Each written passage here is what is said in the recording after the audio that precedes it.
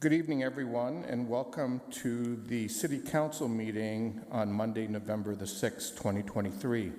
Individuals interested in participating in this meeting were able to register online using the delegation registration form at www.kitchener.ca/delegation or via email at delegation@kitchener.ca.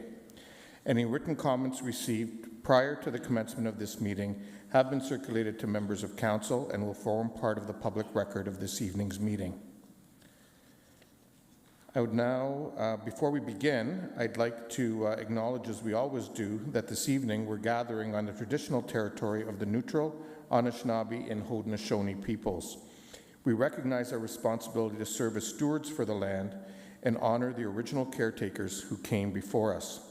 Our community is enriched by the enduring knowledge and deep-rooted traditions of the diverse First Nations, Métis, and Inuit in Kitchener today.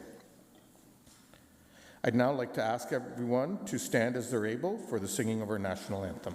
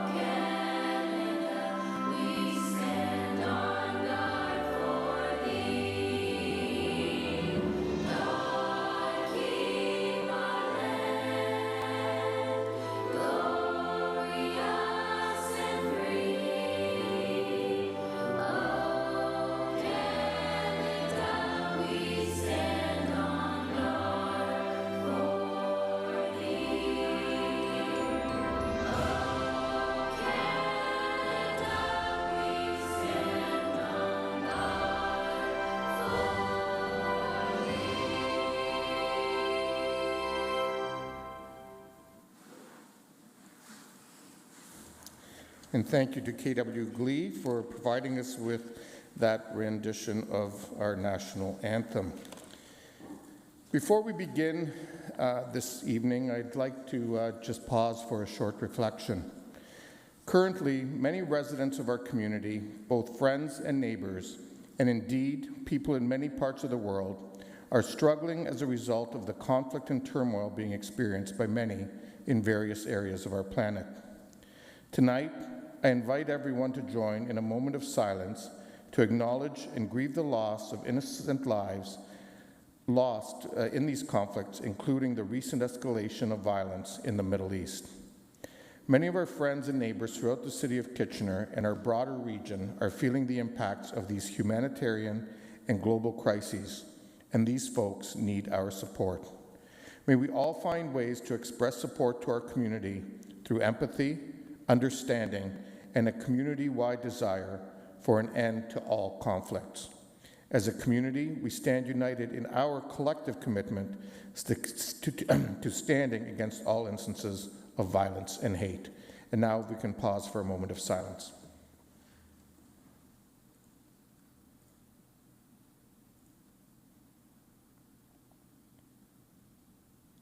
Thank you. On motion by Councillor Deneau, the minutes of the regular meeting held October the 16th, 2023, and special meetings held October 16th and October 30th as mailed to the Mayor and Councillors have been accepted. All those in favor? Opposed? That's carried. Are there any disclosures of pecuniary interest? Councillor Singh. Yes, Mr. Mayor, in caucus item 2.2 on a subject that falls within land disposition and confidential information about competitive positions, contracts, negotiations. I have a conflict related to a property that's owned by myself and family that is in very close proximity, less than 120 meters of the subject lands. Okay, thank you. That conflict has been noted. The The communication that has been noted has been referred to file, particularly pertaining to the flag request from the Albanian community. And now we'll move into presentations, and I'd invite Chris Spear, our Director of Engineering, forward for a presentation from with respect to ACAC Ontario.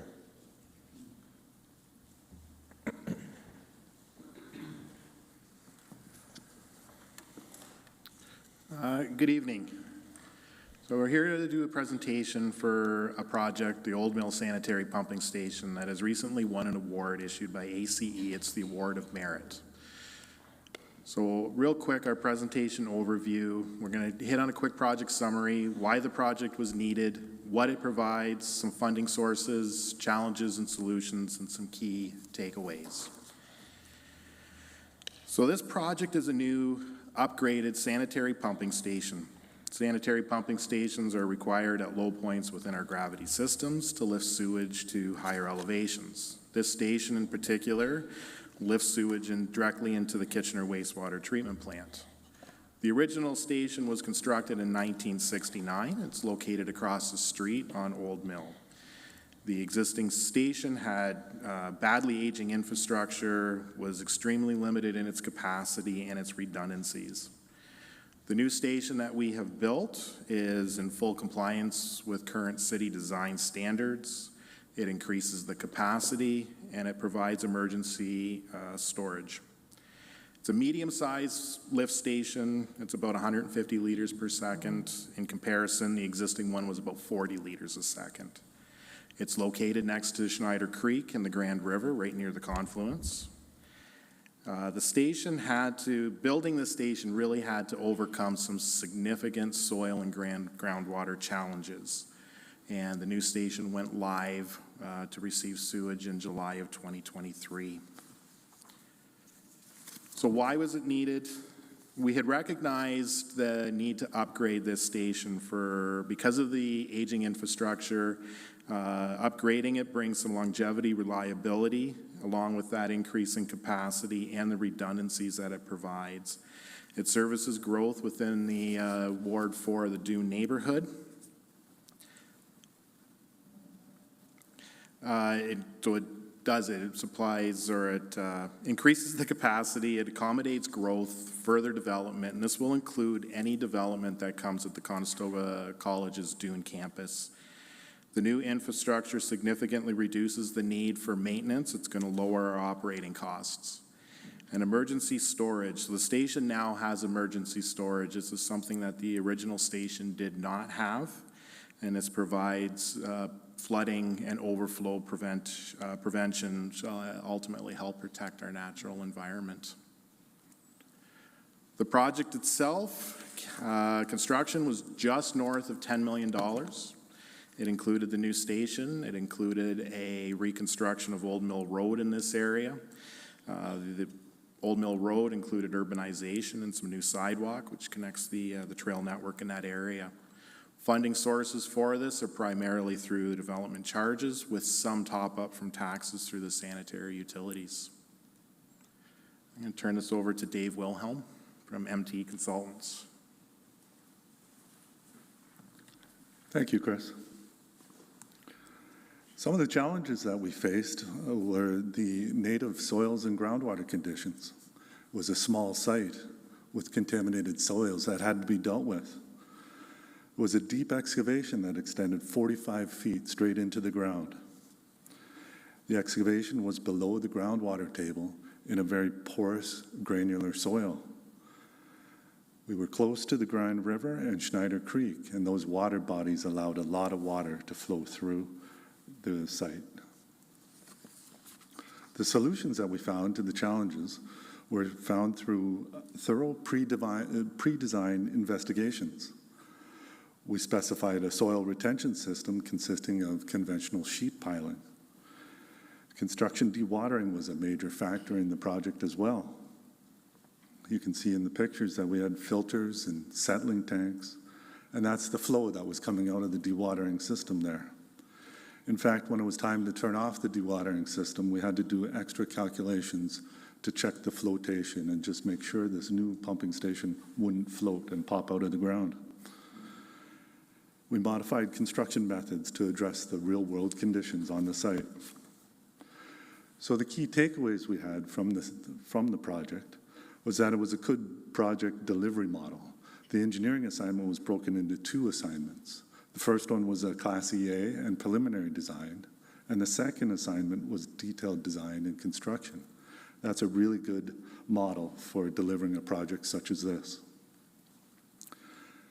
We also benefited from a good contractor base. We have excellent contractors in the Kitchener-Waterloo area. We had a collaborative team approach between the city, MTE, and the contractor, Stonetown Construction, who did an excellent job on this project. Investment in infrastructure benefits the whole community. So we thank you for this opportunity to celebrate the Award of Merit that was granted from the Association of Consulting Engineers, and it's the Award of Merit Diamond level. Thank you very much.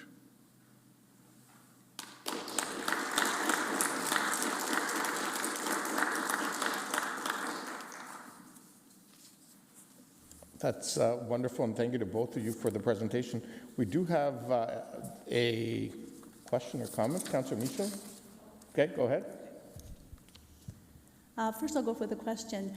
How far-reaching does this pumping station serve as far as the radius in Lower Dune? So through the chair, it is about 160 hectares of serviceable area. It extends to the other side of the creek, in and around the Homer Watson Gallery area, right out to the 401. So it encompasses all of the Conestoga College lands, potentially Dune Golf Course, and the vacant parcel that sits on Conestoga College Boulevard, kind of right across the street from the college. Okay, thank you. I was down there often watching the construction of this area. I don't live far from there, and it was remarkable to see how deep everything went down and all the equipment and whatnot. And the final result is absolutely incredible. It's a beautiful building. Like, who would have thought a pumping station could be a beautiful building? It really is. It blends in well with the community. You took the time to look at the heritage significance of the area and kind of get a feel for the area, and the design of it was just amazing. So thank you. Wonderful. Thank you to all of you, and or both of you, I guess, which is all of you, and to everyone who was involved in the project to get it to this point. And maybe we'll, I guess I should.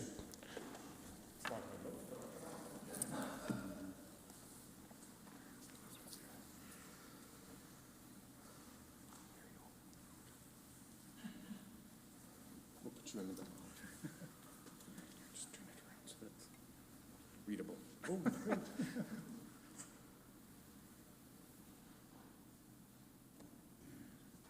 Thank you. Yeah, thank you. Thanks. Thanks, Chris. Thank you. Pass it around. Okay. Pass it around. Sure.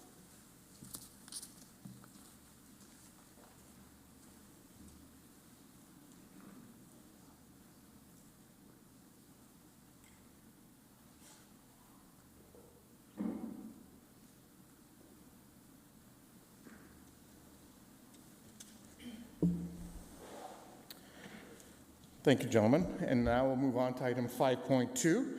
And it gives me great pleasure to pass the floor to our Chief Administrative Officer, Dan Chapman, to present our 2023-2026 strategic plan, which Council had considered a few months ago.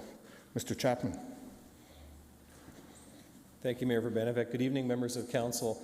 As the Mayor said, we're really pleased tonight to share with each of you a final copy of the City's new 2023 to 2026 strategic plan, which was placed on your desks this evening. As you well know, this plan is a result of over 18 months of community engagement with thousands of Kitchener residents throughout all of our neighborhoods and with the collaborative approach of our citizen resident panel. What you note as you read through the plan is that it does not only include 4-year goals and initial actions, but also a broad 20-year community vision of what we aspire to be through this and through future strategic plans, looking all the way out to 2043. We're very proud of the fact that this plan represents what is important to Kitchener residents, what we commit to work toward over this term of council, and it will inform our budget, our resourcing, our business plan decisions as soon as next month when council begins to engage around the 2024 budget. So on behalf of the corporate leadership team, Council, I want to thank you for your leadership in shaping this plan over the past year and a half.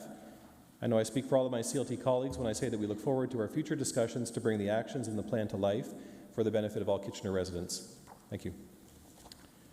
Well, thank you very much, Mr. Chapman. And on behalf of Council, I'd like to thank you, CLT, the staff team that have led the strategic planning process, as well as the citizen committee that helped guide it, and all who were part of the input process into this plan, which, as you noted, was significant.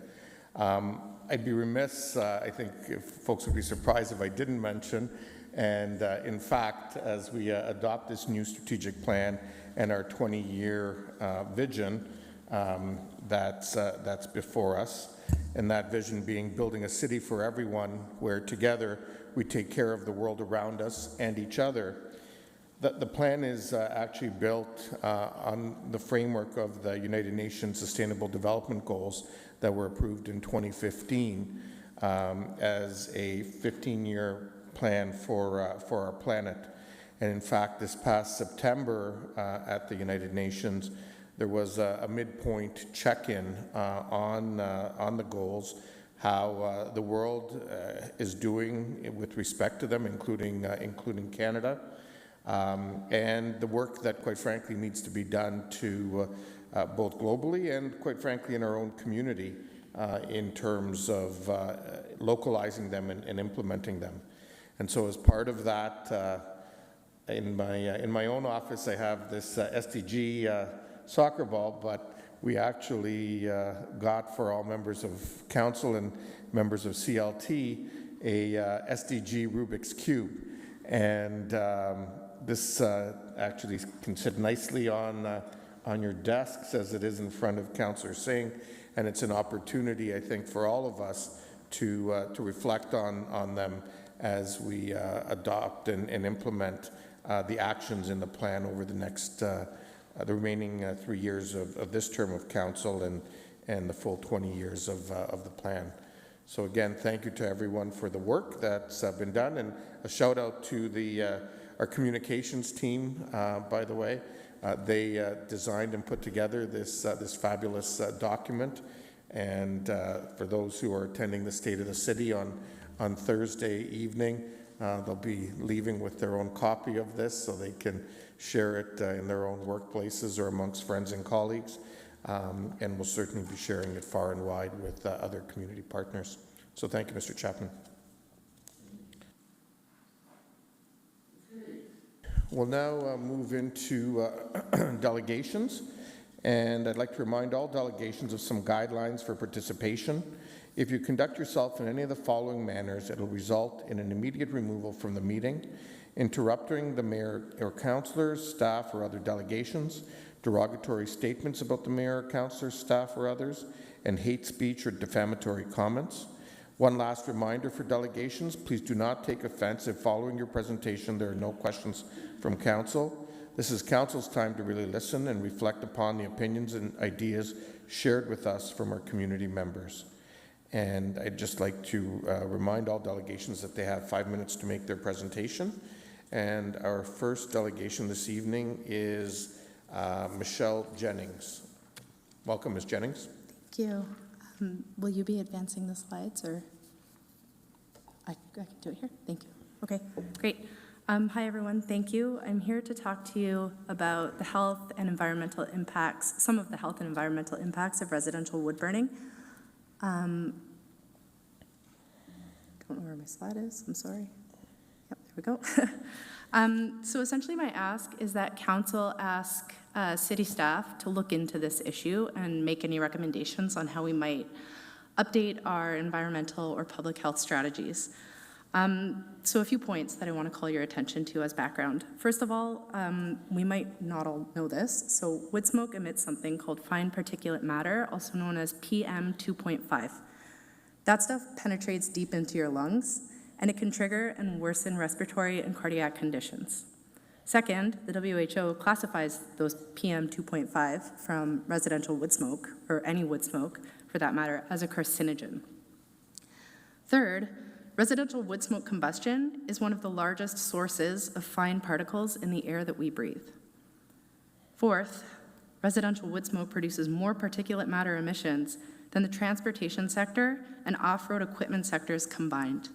And finally, I think we all experienced this in some way, shape, or form this past summer, but the worsening air quality from the increase in wildfires is something that we have to live with in the summer. And as we head into the colder seasons, I think it's prudent for us to be looking into this. For me, it's important because I live in a downtown, densely populated residential community where we have recreational burning that happens in residential structures, but also in outbuildings like detached garages, workshops, little structures that back onto alleyways that are sometimes 10 feet away from other people's homes. So I have little children. It's something I notice. I'm not an expert on the subject by any means, but I'm aware of it. And I also have people who I know and care about in my life who are impacted by this because they live with respiratory conditions. So this is just a snapshot of an infographic that I took from the Government of BC's website. I'm not going to read the slide for you. It goes through some of the short-term and long-term health effects of residential wood smoke. But I do want to call your attention to the fact that it is proven to increase the risk of heart attack and stroke, and it also is shown to decrease lung function in children. So children breathe at a much quicker rate than adults do, so when kids spend time outside in air that's polluted by wood smoke, the effects are more severe for them. I think by not looking into this, we're harming the most vulnerable members of our community, including pregnant people, children, people with pre-existing conditions, people who work outside, and people experiencing homelessness. Another snapshot from an informational campaign showing some of the environmental impacts of wood smoke. The one thing I'll call your attention to on this slide is just that wood burning can emit CO2 and black carbon, particularly when burning at lower temperatures. So, for instance, letting a fire smolder, which I think really shows why public education and awareness is so important on this. Next slide is, how does Kitchener compare? I've taken two really extreme examples here, Montreal and Metro Vancouver, which have both invested in public health and even gone so far as to regulate this. That's not what I'm asking here. I just use those because they looked into this and they saw that this is a problem. So for example, in Metro Vancouver, if you have a wood-burning appliance that you've registered with the city, you actually have to take an e-learning course online to show that you understand, safe burning practices. Kitchener, by comparison, I couldn't find any educational resources. I've talked to city staff. I couldn't find any city-sponsored materials that educate our residents on safe burning practices. I also noted that we make no distinction between residences and outbuildings, workshops, garages, and the like. So again, my ask is that council asks staff to look into this and take their recommendations to improve our environmental and public health strategies. I did include for you some considerations as well as an appendix with some examples of public awareness campaigns and further reading if you're interested. And that's it. Thank you. Wonderful. Well, thank you very much, Ms. Jennings. Councillor Johnson has a question for you. So I have a question of staff. Okay. So, Ms. Jennings, there aren't any questions, so I just want to thank you for coming in this evening and sharing your information with Council. Thank you. Councillor Johnson, please go ahead. Thank you, Mayor. And I'm wondering if, I know that I wasn't on council whenever this was last discussed, but I'm wondering if staff can comment on the studies and that they did whenever we put through the backyard fireplace or fire burning bylaw. Mr. May, do you want to, I think, because it came through, I believe, fire and licensing? Unless Mr. Reedman wants to, Mr. May, you want to start? So through you, Mr. Mayor, I'm not sure that the presentation was specific to the bylaw that's being referenced, so I don't have that information with me. I do know that the last time we reviewed that bylaw was an 18-month process that had extremely large amounts of public input. but perhaps Mr. Reedman can recall some of the specific studies. Mr. Reedman? Through the chair, so I don't have specific studies around that, but what I can speak to, so I would like to thank the delegate for coming in today. However, in Ontario, we're required to implement the Ontario Building Code, and the Ontario Building Code currently does allow for solid fuel burning with the exception of coal in residential buildings, businesses, and outbuildings. And so that does apply, and so our minimum requirements are to enforce the building code. And so it would be ideal for the delegate to direct their attention to the MPP or CMHC to review the building code for Ontario to talk about this matter. Okay, thank you very much. Okay, we'll now move on then to item 6.2, 1198 Fisher Hallman Road, and we have one delegation, Mr. Pierre Chauvin. Welcome, Mr. Chauvin.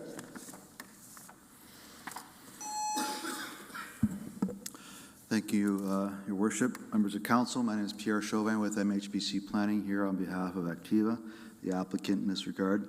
I just want to take a moment to thank Councillor Singh for challenging us to consider an alternative design, and I do believe it was from a place of providing more housing, which is a great thing.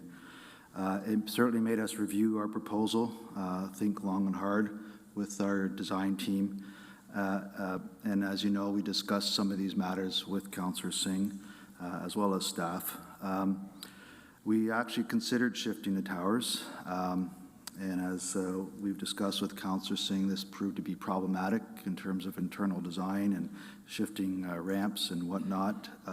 This would have caused significant delay in our design and the opening and construction timing that we anticipated, which is about 2 years out.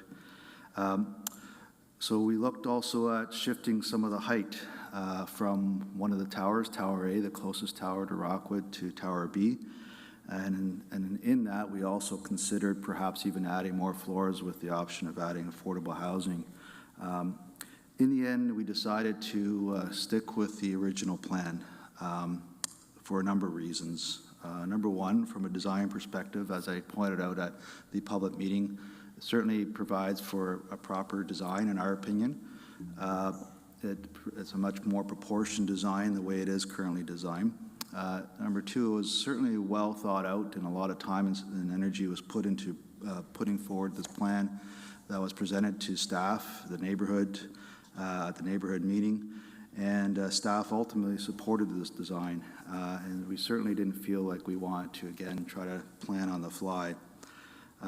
We do believe, number three, that there is sufficient design or separation from this tower to the residents to the north. There's over 30 meters from the tower to the residential property line north of Rockwood. As some of you may know, in the new Crosby bylaw, there is a transition, special transition provision to low-rise residential, and it only restricts height now within 15 meters. Beyond 15 meters, it would be in accordance with the bylaw. So we certainly believe we're in line with what the Crosby bylaw is recommending. Another point with respect to the homes on Rockwood, the nice thing is that they face Rockwood and all their private amenity is to the rear, so there is no overlook issues associated with the proposed tower. There's also no shadow impacts associated with the towers. And the towers generally comply with the tall building guidelines. By shifting the heights and whatnot, we were slightly deficient on one of the towers, but by shifting the height to another tower, we'd certainly be a lot more deficient. And lastly, on the matter of affordability and affordable housing, as some of you may know, Activa is a huge proponent and sponsor of Habitat for Humanity. In fact, they are currently working with Habitat on a build in a development site in Cambridge. And there are certainly other opportunities in the Rosenberg community and the Huron community for where there's active development applications by Activa, where there may be other partnerships either with Habitat or other housing providers that we can look into. So on this particular application, we are recommending or sticking to the original proposal. And again, I do want to thank Councillor Singh for letting us make us think long and hard and outside of the box, perhaps. And we certainly support this development. Staff support the position, and we would respectfully ask that Council do the same. Thank you. Okay, thank you, Mr. Chauvin. We have some questions for you. Councillor Singh. Yeah, thank you, Mr. Mayor, and thank you, Pierre, for, I guess, divulging the conversations that we had. I think in fairness, you went into more detail than I thought you would in outlining exactly the discussion that took place and the effort to add some, I guess, more of a sensitivity to the perspective view upward from the residents on Rockwood, as well as an opportunity perhaps to create affordable housing units as well. And although I wish that you guys had considered those options, I get how challenging it can be when entertained in the very last step of the process. So I'll ask you more of a process point of view. Had we had more time, or if this was early on, before designs were more finalized, because again, there is cost and effort that goes into that. Would Activa have potentially been more amenable to consider some of those ideas? Through you, Mr. Chair, Activa is always amenable. I guess I want to make that point clear. My client is always amenable to those ideas. Certainly, in retrospect, there could have been more dialogue and more discussions early in the process, and I encourage that amongst whether it's Activa or any of my clients to do that. So if it helps in the process, certainly that helps to have those discussions early on in the process. So. Some of the other questions I had raised was access point, and again, I'll look to staff as well, that may be answerable or finalized to the site plan process. But is there still potential flexibility of having limited access from Rockwood so that there may not be future congestions as turning point, making a left turn from Rockwood onto Fisher-Hallman? Because there are two other access points into the property from Fisher-Hallman and Bleams. Through you, Mr. Chair, again, that is actually, that access right now is fixed. It's site plan approved. It's been approved in principle by staff. No, even for the tower, not for the... We're only, the only new access that we're adding through the towers is off of Fisher-Hallman. Okay, all right, so that access was already part of phase one. Correct. That's already, as of right, zoned and is, or approved for site plan. That is correct. Okay. There's a commons area there as well, amenity space. Now, will there be some flexibility or accessibility from the general public to have access, or where they can come in that area as well? Through you, Mr. Chair, again, we have no issue with that if that is something that we can coordinate with staff. At the end of the day, it is a space that's going to be privately maintained, and it is going to be it'd be honestly very difficult to control who's coming and going. And so honestly, it would probably, there would be undoubtedly people from the general area using it, I'm sure. Well, the reason why I ask is sometimes there's a dedication, parkland dedication, and through Bill 23 and some of the efforts of some members of council, including myself, that aggressively encourage that there needs to be more partnership with our development community where we can create animated spaces that are privately owned but publicly accessible. Yeah. Could this potentially count as that, or would you guys look at that? Through you, Mr. Chair, that certainly, again, that public space or that amenity space is part of phase one. That discussion with staff hasn't really occurred. There is a parkland dedication requirement required as part of this development. This was viewed as more as a private space, but we're certainly open to discussing that further through the site plan process, which isn't final yet, to make that a public-private space. All right, so I'll reconfirm this with staff, but I wanted some sort of acknowledgement from you that there may be some willingness on your part to engage in that discussion. I'll ask that one last question. It is a nagging question, but we have to ask it. We're in challenging and trying times. This area, and you've identified it well, is within I guess, not a collector, but arterial roadway. And so it's within a node that is within the official plan zoned for higher density than what the neighboring properties might be. But currently it's zoned for 14-story, is that correct? Or is it zoned for higher? Yeah. Through you, Mr. Chair, the designation of the mixed-use designation in the Rosenberg plan, it allows for 14 stories Okay, and you guys are getting 22 stories for one of the towers. for one of the towers. Okay, so that's why I asked that preamble, just to kind of ask and appeal again. Is there within the scope of this development, the fact that there is higher density being received to the applicant on Tower 2, that they could phase some affordable housing units through this development, or perhaps a off-site project where there's a community commemoration or give back, especially to address the seriousness of the affordable housing issue? Through you, Mr. Chair, like I said, our client has many projects where we can consider, and other places where there's perhaps even rental units where that would probably be more appropriate, and even other locations where we can provide affordable housing, or again, as I mentioned, working with Habitat, so there's arrangements for providing people in need with housing. Okay, so I'm not asking for a necessary commitment. It's very tough to ask that commitment as part of the planning application, and I get that it has to be more of a mutual understanding or agreement. But perhaps Activa can look at some off-site project that can show some return back to as a community benefit because of the density being received out of this project. Absolutely. Okay, thank you. Thank you, Councillor Singh, and thank you, Mr. Chauvin. Those are all the questions we have. Thank you. Okay, Councillor Singh. Yeah, so two questions that arose from questioning of the applicant's representative. One of the POPs, so publicly owned, privately accessible, that commons area that's there right now. Could staff entertain to address that as a later discussion with the applicant so that there is a more formal commitment of public accessibility of that common space? Mr. Stevenson.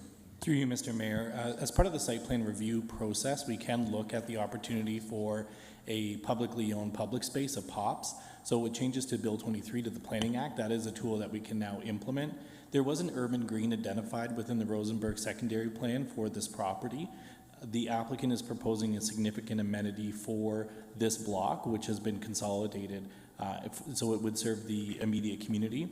In the Rosenberg secondary plan, urban greens are meant to be an amenity space that's within a 5-minute walk, and then there's other parks identified. So as part of the urban structure, the urban green does serve that purpose, whether it's in private or public ownership, but we can certainly take the question and the comments back to our colleagues in Parks and Cemetery as part of the site plan process. I would very much appreciate that, and not just leave that in the ether, but request staff to provide an update at a later time, either the council or specifically the ward councillor, as to how the maturation of those conversations, how they took place. Certainly, Mayor, I'll endeavor to provide an update, and we will for sure provide an update to you, Councillor Singh, as part of the site plan review process. Okay, so I understand that this is a application that's supported by staff, and some of the asks that I made of the applicant, you know, had we had more time, perhaps, you know, we could have had more of an impact.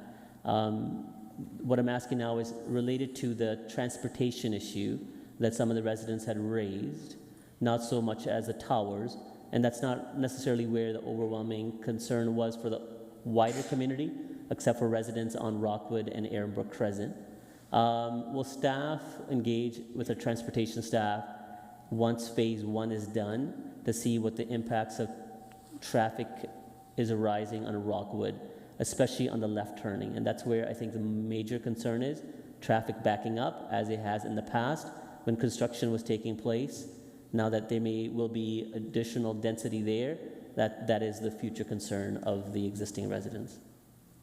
Through Mr. Mayor, certainly we can bring that back and review that as part of the site plan review process. We did receive a transportation demand study, a brief, as part of this application. Having the 3 accesses does split the AM and PM peak hour traffic pretty equally across the site. Having the roundabout at Fisher-Hallman and Bleens does favor the access on Bleens, because it does allow for a southbound trip on Fisher-Hallman to grocery stores, Schlegel Park, and other community amenities without having to turn left. You're able to utilize the roundabout, and then you wouldn't, and typically over time, people would learn that process is better than queuing to turn left. But Okay, we can certainly take it back. No, I appreciate that. Just as a last thing, because there is a commercial component of this development, and there may be more infrequent visitors that may not be aware of the surrounding area and the most easier accessible routes in and out. So that's why I'm saying, because we can't prejudge exactly how future traffic patterns may be, I would hope that staff out of site plan do ask that and review that, that trends at that point. Yes, we will. Okay, thank you. Okay, Councillor Singh, if I can ask you to bring forward the recommendation. Yes. Sorry, rising from Planning and Strategic Initiatives Committee, it was moved by myself and seconded by Councillor Schneider, if he's okay with it. Okay, he does. If you would allow me for comment later.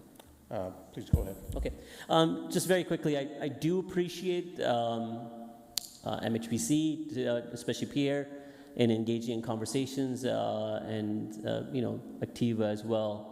I had wished that there was some give on, the tower orientation, especially as I had encouraged if there was an opportunity to get some extra density, there could have been an opportunity to create some on-site affordable housing units. I respect and value the commitment that Activa does have in the community to work with our housing providers like a Habitat, where they're creating affordable housing units or assisting with affordable housing units, maybe not in the development in question, but in other areas. So once more are the questions, I'm hoping that they can rev up that process, rev up that commitment, because they are, in fact, receiving higher density here than it is currently zoned in the official plan. It's zoned 14 stories, they're getting 22 stories, we're getting essentially 8 stories extra. That's extra housing, that's good for our community. As much as, I would want to perhaps try to push more or resist because of the concerns that arose from the neighborhood, the challenge really here is that we're facing in a dire circumstance of housing crunch. Supply plays a significant role in housing costs. And when we have applications coming forward that are committed to developing, that are committed to actually building, more so from reputable builders like Activa that have a long history of creating good communities, building a good product, it's a challenge for us to say no, and especially when it's staff supported, who have looked at that application, that it aligns with our current policies and the provincial's mandate. It even becomes more challenging that if we were to turn it down, it would be tough to defend our position later. So with that, I'll be supporting it, Mr. Mayor, but again, I wish that there was a give here in affordable housing units, but again, I'm hoping, and I think there was a smile and a nod, that perhaps Activa will encourage and increase their efforts elsewhere. And I look forward to that update. Okay, thank you, Councillor Singh. The motion has been moved and seconded. All those in favor?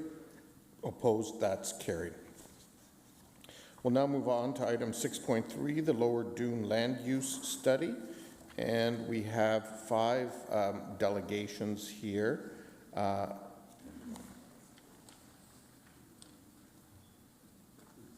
Oh, sorry, 3 delegations. I was counting the written submissions in with that.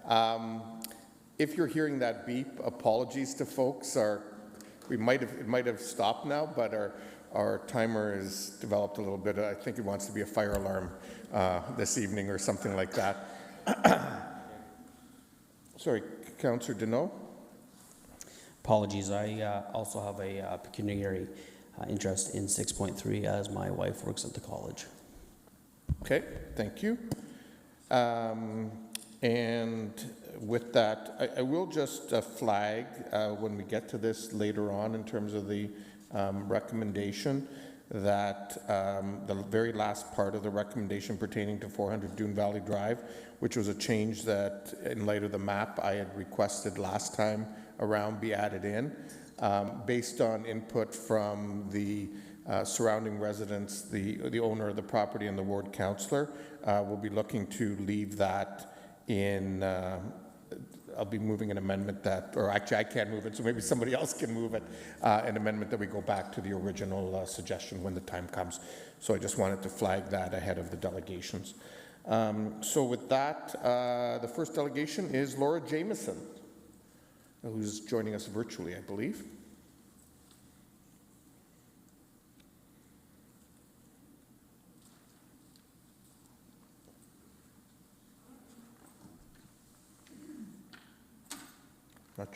Oh, there she is. Welcome, Ms. Jameson. Good evening, Mr. Mayor and Council. Thank you for having me this evening. My name is Laura Jameson. I am a planner with Zelenka Priamo, Land Use Planning Consultants. We are here on behalf of Southside Construction Management. I had the opportunity to speak with you last week as well regarding at the Planning and Strategic Initiatives Committee requesting a change to the designation and zoning of the entire subject property known municipally as approximately 2400 Homer Watson Boulevard. The subject property is currently developed partially as commercial. There's a PV Mart, gas station, McDonald's drive-through restaurant, and a Tim Hortons drive-through restaurant on the south side of Homer Watson Boulevard. As mentioned last week, we requested a change to the designation and zoning of the entire property. However, we are now of the opinion that designating specifically the vacant lands as mixed use would be a great benefit to the neighborhood. We met with city staff last week regarding our proposal, and following our discussion, they were still of the opinion that it was best to keep the entire subject property designated and zoned commercial. While my client agrees that maintaining the existing commercial permissions for the plaza is appropriate, we respectfully disagree with staff's opinion that the entire subject property should be designated commercial. We are of the opinion that the mixed-use designation and zoning are most appropriate for the vacant lands. As mentioned in the information report provided by city staff, residential uses are permitted within the commercial designation. Yet the form and intensity of those residential uses are restricted compared to those in the mixed-use designation. It's our client's intent to deliver a mixed-use residential and commercial development on the vacant lands. As mentioned previously, our client has an extensive track record of constructing residential units, including affordable units, across southwestern Ontario.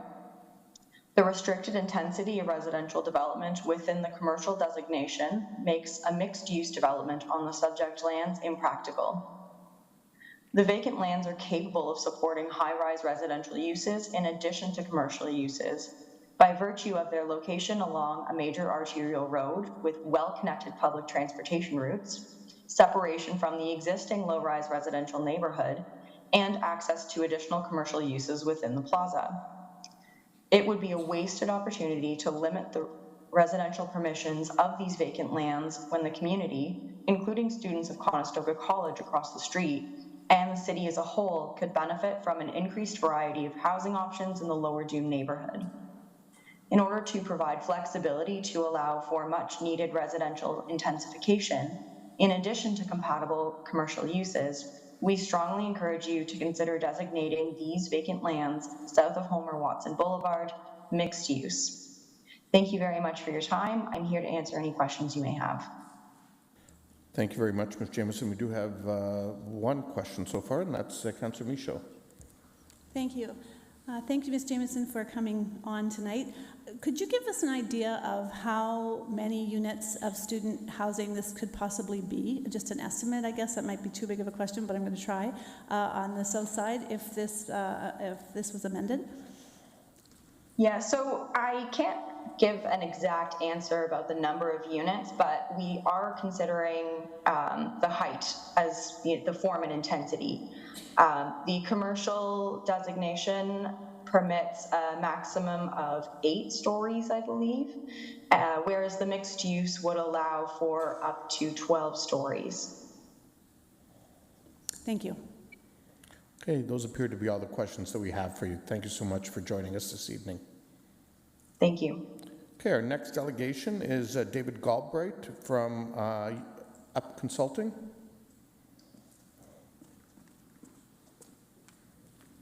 Welcome, Mr. Galbraith. Good evening. I have prepared a presentation if you're able to pull that up. Oh, they did not get it in advance, so they don't have Okay, I sent it through on Friday and it was acknowledged. Okay, yeah, just give staff 1 second. Okay, we'll do the other delegation first and then come back to you. So, welcome to Mr. Licht from Vive Developments.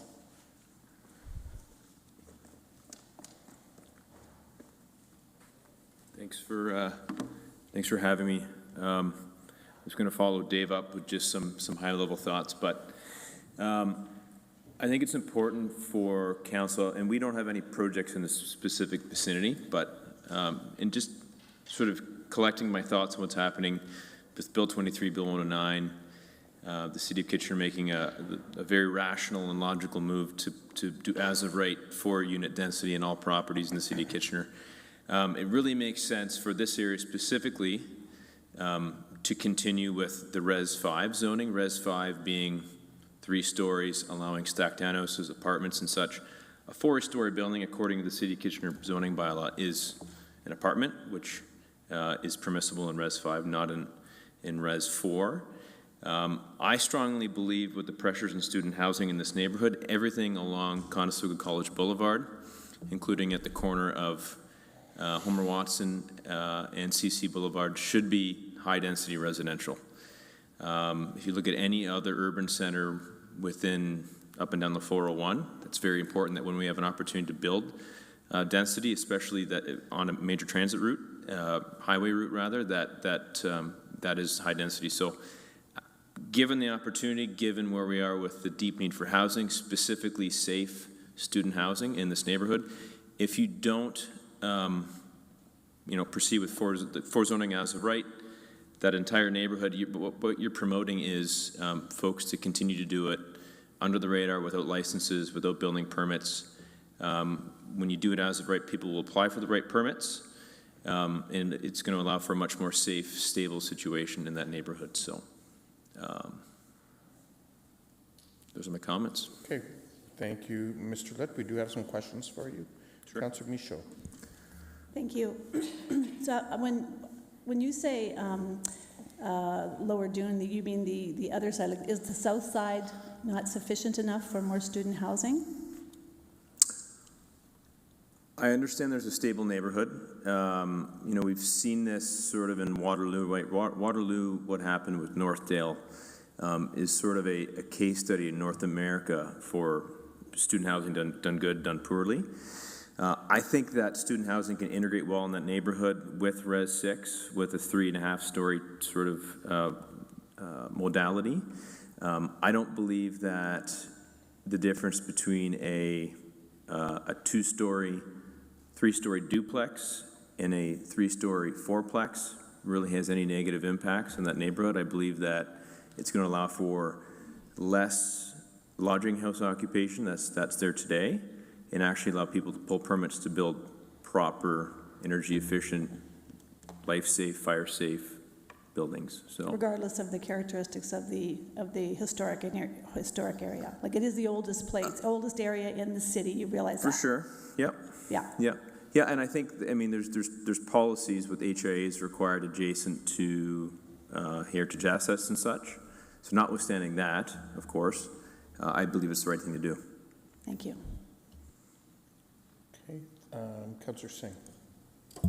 Yeah, thank you, Mr. Mayor, and it's a surprise to see you, especially more in the business building towers as opposed to low-rise matters, but I appreciate the perspective you're putting. It all matters, right? Yeah. We need to build all topologies, so. So you raised an important point, Mr. Litt, because you said that when you have triplexes or fourplexes or duplexes, that's happening there already, where people may not be showcasing exactly what the number of units that they have, but it's that higher density is already taking place. But that being said, duplexes are already allowed as a right. Triplexes is now being allowed as a right through Bill 23. Fourplexing is now being allowed through the motion put forward by the mayor, and it'll be coming back in early part of 2024 as a adoption as an overall bylaw. Right. The fact that we have tremendous amount of flexibility on various different types of housing stocks and number of units, does it really matter if we have to push it step further to stacked townhomes as well? And I'll ask you one extra preamble to it. Sure. The fact that we're allowing tremendous amount of density on the south side where the commercial node is on high density. I hear you. I think it's important you have an opportunity now to lay the framework for Res 5 to comply with the 4 zoning as of right that's coming in the spring. Otherwise, they seemingly contradict. Staff can comment if I'm wrong, but Dave will have an example of a project that we're doing that provides tremendous density. It's a 3.5-story sort of stacked townhouse, but effectively it looks like a big house. This is sort of a built form that you see in a lot of the student neighborhoods all throughout North America. That I think it's the right built form. I think you're missing out and limiting yourself on some of the planning tools that the province is giving to the cities to work with. So hear me out. We know that you have you have a long history of building in Kitchener. Yep. So you may have the credibility and know-how how to build a good product in a neighborhood. Right now, the question is, should we allow, as of across the board, upzoning to Res 5, where some are already zoned lower, Res 3, Res 4, where others that may not know the market as well or may be able to build a good product as what you can, again, they'll have that flexibility. Now, we asked this question before. If we don't, raise the zoning to Res 5, it doesn't preclude you from building in that area. Meaning, you could still put forward a zone change application. You understand that, acknowledge that. I think what may happen is you may end up with you're trying to lower the barrier entry for a typical wood frame builder to build some sort of student rental product, right? So when it complies with as of right, applying for a variance is a lot less scary than an official plan zone change where you have to stand here and shake the pulpit, right? So I just think it aligns with what's coming from the province and what Kitchener sort of put forward and voted to. Was it last Monday? It just aligns, right? We have to create constant similar messaging throughout the city, right? Yeah. I understand the context and heritage inputs, and that is important. We've done a lot of that work as well. Okay. So. Thank you. No problem. Okay, those are all the questions we have for you this evening. Thank you. Mr. Litt. Thank you. And now I'll invite Mr. Galbraith back up, and we have your presentation for you as well. Thank you for your patience. All right, glad you found it. Good evening, Mayor, members of council. My name is Dave Galbraith, and I'm a planner with Up Consulting, based out of Waterloo. I've prepared a brief presentation tonight focusing on the impact of the Res 5 to Res 4 amendment. So in terms of an outline, I'm going to take you through an example of how Res 4 zoning regulations could be applied to a property, and then a comparative analysis of what a Res 5 zoning permission would allow for. And then I go into some observations, some precedent imagery, and recommendations. So as an upfront disclosure, I do represent multiple property owners within this area, and I did provide a letter to the city last week as well with respect to one property that would be affected by this amendment. But this presentation is not focused on that property, it's more the broader impact of the amendment. My first thought would be that the nature of this change and amendment is very wide-reaching, and it comes following extensive consultation on the Lower Dune land use study. In the midst of a housing crisis recognized by council, I believe the cumulative impacts of this change need to be further assessed prior to making any decision on this matter. And as an overarching statement, I would say that I'm supportive of the secondary plan and the original designations and zoning that was proposed by staff. So this slide here shows a property that's adjacent to 50 Pinnacle, which has been developed as a townhouse development. The property the two combined properties have an area of 1,850 square meters. Again, I do not represent this landowner. I'm just providing an example of what Res 4 and Res 5 would allow for. So this site has, between the two properties, 41.5 meters of frontage, and given its adjacency to a townhouse development, would lend itself to intensification, also recognizing its close proximity to the school. So first thing we would do as in preparing a concept is applying the setbacks.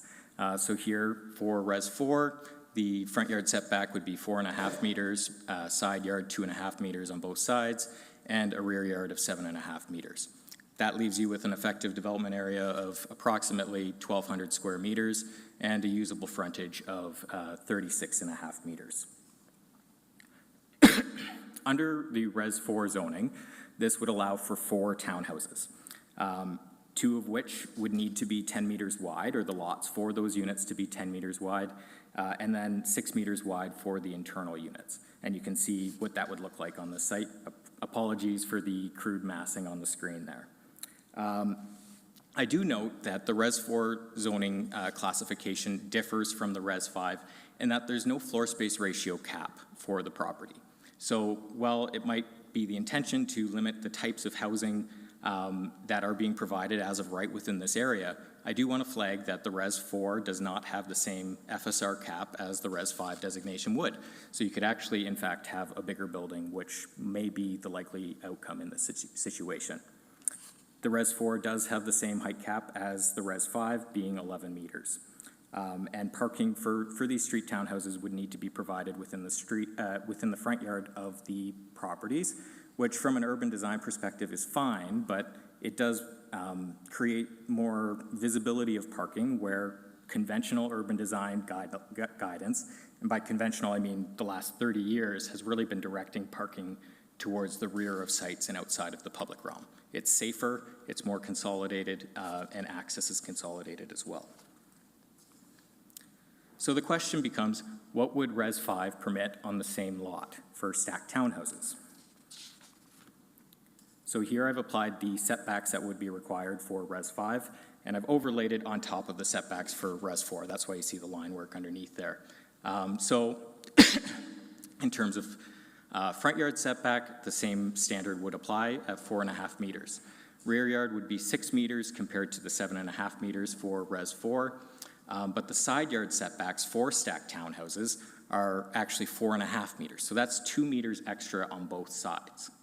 And that's an important thing to flag. So in this case, this design, very rudimentary here, would allow for 12 units compared to the 4 units that would be permitted within the Res 4. And unlike the Res 4 zoning, there is a floor space ratio cap that would be applied to Res 5, and that is 0.6. So this concept here is just slightly below that at 0.58. So versus Res 4, which had a concept that offered actually more square footage and an FSR of close to 0.8. In this instance, the FSR is under 0.6, same height at 11 meters, and parking would be outside of the public realm, which again, from a safety perspective, is a much better thing. Urban design perspective, much better thing. And unlike the Res 4 zone, Res 5 developments such as this would be subject to site plan control. And site plan control is an invaluable tool for municipal planners to assess the compatibility of a development and ensure that it has or exudes good urban design.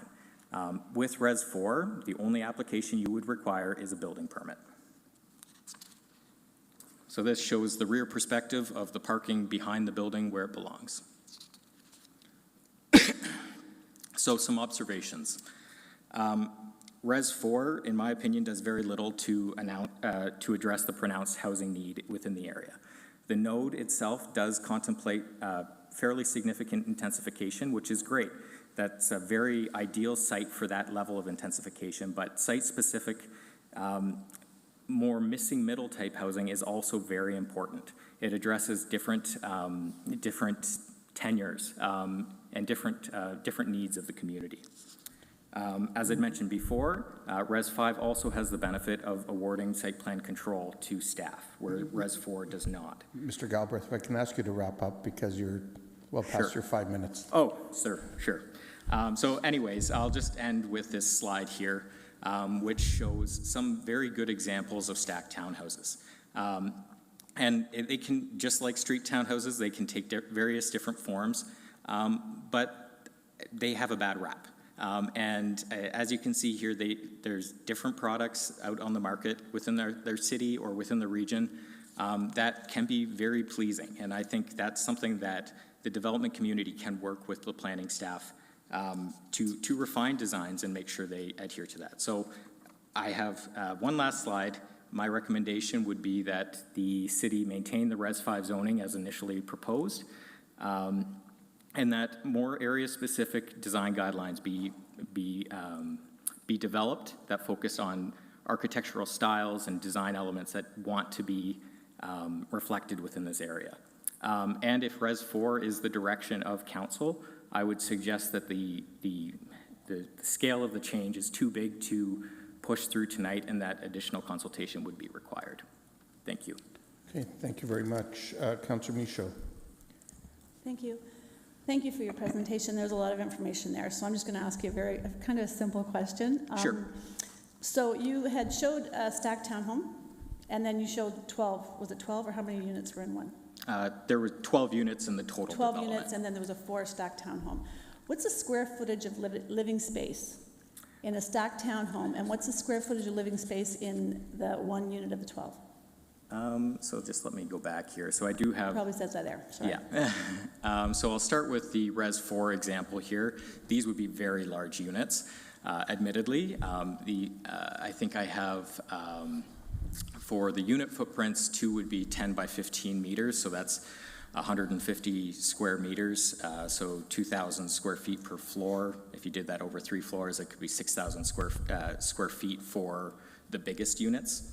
Those So are that's the stacked townhomes you're talking about? No, this is the street towns. Street towns, okay. And then the stacked towns, again, we would work backwards. I haven't actually calculated unit areas here, but there would be a mix of, typically your basement units are a little bit smaller, 500, 600 square feet. Your ground floor unit would be a little bit more than that, or your main floor, and then your upper level could actually be, we actually just submitted an application that has some 4-bedroom units within stacked townhouses as well. So you can get, the nice thing about stacked townhouses, if they can be designed in various different ways to include a mix of unit types within the development itself. Okay, going back to the other ones, Sure. the units, how many bedrooms could be in those units, each unit? Oh, in this? If it's, 4,000 square feet, you could probably have 6 bedrooms in one of the larger units. In a Res 4, if it's Res 4, you have 6 bedrooms. Again, this is just a massing model. I'm not an architect. So it would still house quite a few students. It could, but it's, again, what I was speaking to before was you lose the element of site plan control from municipal planning perspective. Parking has to be in the front yard for street townhouses. It's not as desirable from a built form But I think the perspective. objective here tonight that I'm hearing from you and Mr. Yep. Lett is that, the importance of housing availability. So these homes could have a significant impact on housing middle family, young families, students, and actually probably more young families than students, as opposed to the larger ones with the smaller rooms. I would say it could provide 4 units. How big they are, how many bedrooms they are, it would be up to the developer. But I think Res 5, anything that is permitted within the Res 4, so these street townhouses would also be permitted under that zoning classification In as smaller well. spaces, smaller living spaces. Not necessarily. You can still do street townhouses within the Res 5 zone as well. Thank you. Okay, those are the questions we have for you. Thank you very much. Okay, so there is a recommendation before us. Councillor Singh, can you bring it forward, please? Go ahead. Yeah, thank you, Mr. Mayor. This is also arising from the Planning and Strategic Initiatives Committee, and it's moved by myself and seconded by Councillor Snyder. Okay, and as I indicated, there would be an amendment. Councillor Michaud, do you want to bring that forward? Sure. Should I read the whole motion? Sure. Yeah? Okay. Or we can ask the clerk can we put it on the screen or no? Yeah, that would be helpful. Yep.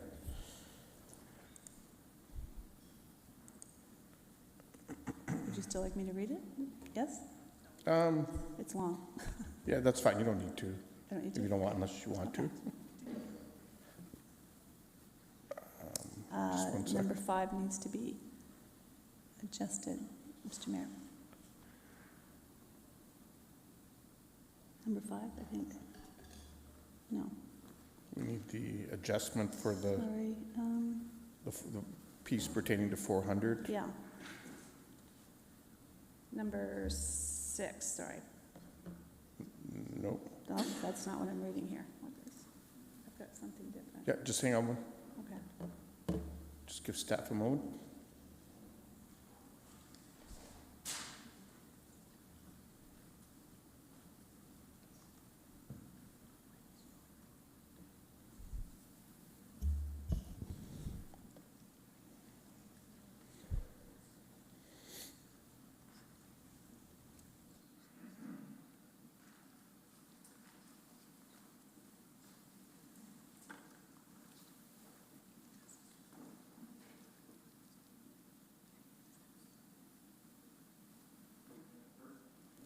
Add something? Through the chair, so the clause related to 400 Dune Valley Drive, as raised earlier by yourself, has been removed. Just the clause about Homer Watson Boulevard. So there was discussion earlier today about 2350 and 2440 Homer Watson Boulevard, so that has been included right now. Okay. I'm just looking for direction on that. So, Councillor Michaud, all of your amendments are there then? Okay, should I read them now? And if you want to read them, or we can just go with, Yeah. What's on the screen in front of Yes, I'm us? good with what's on the screen, yeah. okay. And who's seconding your amendment? Councillor Johnson? Sorry, thank you. Councillor Singh, sorry, I can't remember. Did I get a seconder for the main motion? Yes, thank you. Okay, so I'll deal with the amendment first. Any discussion? All those in favor? Opposed? That's carried. And the main motion is amended. All those in... I have questions of staff. Oh, you have questions of staff. Okay, sorry, go ahead. Okay. If we stay with Res 4, do not go to Res 5, what could be the repercussions of that? Sorry, since there was some confusion, we won't, that last vote No? doesn't Sorry. count. I'll come back to it in a sec. Anyway, go ahead, Councillor Michaud. Sorry, in light of the delegations tonight, I just want to be clear. We stay with Res 4 as per this amendment. Is there any repercussions if we do that you foresee? Go ahead. So Ms. through the- Bustamante. So through the mayor, what I would say is that there was a staff recommendation put forward for this Lower Dune secondary plan, and there was a range of residential zones from Res 1 to Res 5 that were proposed that all fall under the low-density residential official plan designation. So the effect of this change would be that Res 1 through Res 4, so only 4 of those 5 zones would move forward through this amended motion. And so that still is in keeping with the intent of the official plan land use designation, which is for low-rise residential in this area. Okay. Thank you. Okay, Councillor Davey. Yeah, sorry, apologies if I missed this, but, sorry, I didn't quite hear Councilor Michel's question, but is this appealable?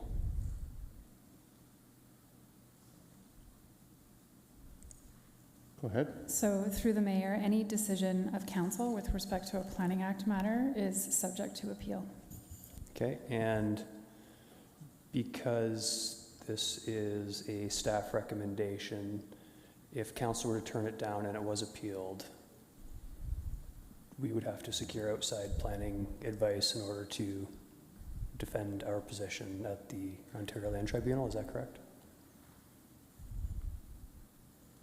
Go ahead.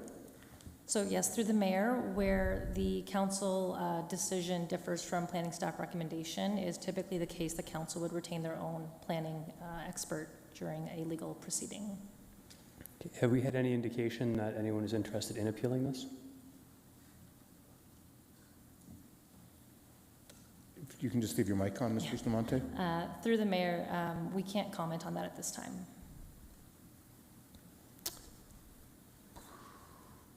Okay, I'm going to leave it at that. Councillor Singh? Struggling if I should ask this question now. But as an overall, like a more high-arching kind of assessment as to where we're at with higher density and lower dune, the fact that overall study of the secondary plan review outlines significant high density in the south side, in the commercial and Res 7 with the adjoining lands. As well as I asked the question of one of the delegates, the fact that our current changes in policy and Bill 23 with triplexing and then future fourplexing as a right also provides significant density increases than what is available now. If we were to support the amendment, which I thought we already did, so I thought we were done. But are we in a stable spot to defend that position? I get that may be challenging to answer in the public. I don't know that actually looks like Mr. Reedman wants to answer that, but even though I think it might be a legal question, but. Through the chair, and so if council does require a question for that, I would recommend going in camera. Okay. Yeah, maybe that's what's would be helpful, to have that quick assessment of the conversation. Okay. I'll look to the ward councillor to see if that's something that she wants as well.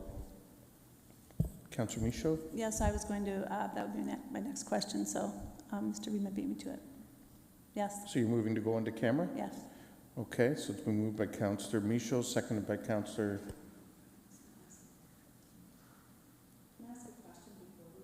Before we go into camera? Okay, I'll come back to that.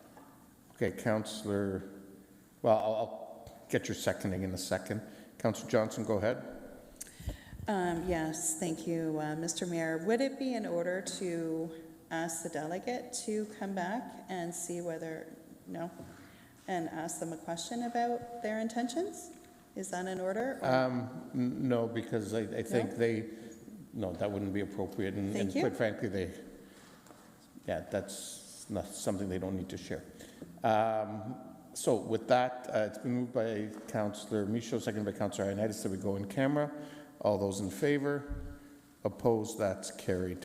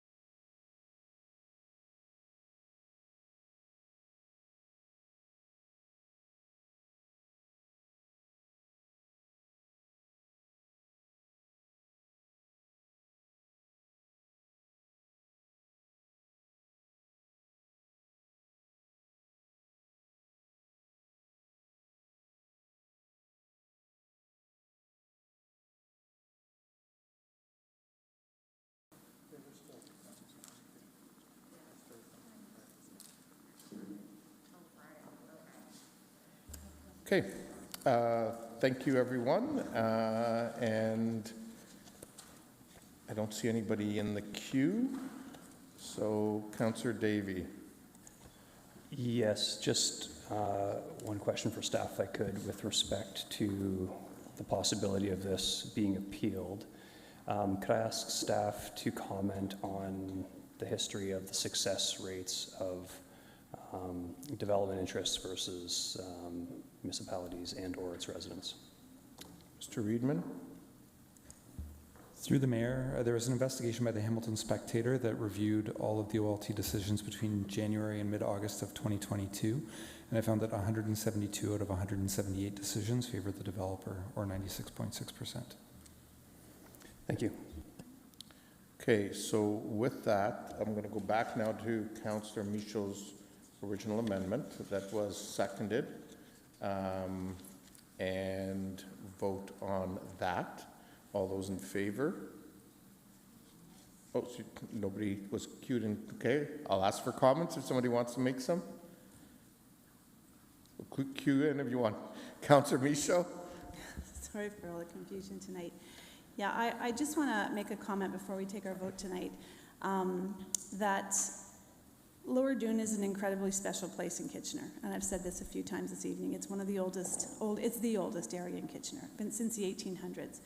And the citizens who have lived there for, some 30 odd years have worked very hard to keep some kind of remnants of how special that place is while living with the students and the increase in student housing. And the citizens aren't against any student housing. They're not against students living in the area, actually. They just want it to be compatible, to keep in line with the feel of the area. And I don't think that's too much to ask. And I would also like to add that, since the question's been asked if this goes to the OLT, this did go, I guess it was the LPAT years ago, and the residents in Lower Dune spent their own dollars to fight to save their neighborhood, keep some normalcy, some familiarity of it, the significance of it. And they fought and they won, and they've done, so far a very good job of keeping Lower Dune the special place that it is. So I'd like, my council colleagues to take this into consideration when you make your vote tonight. Thank you. Councillor Singh? Yeah, I just want to thank Councillor Michaud in, I think, putting forward a pretty well articulated argument about the need to be conscientious of the neighborhood there, but more importantly, to take the entirety of it into context. I think what's being proposed through the motion of the amendment here is not indicative of this council not being supportive of growth in Lower Dune.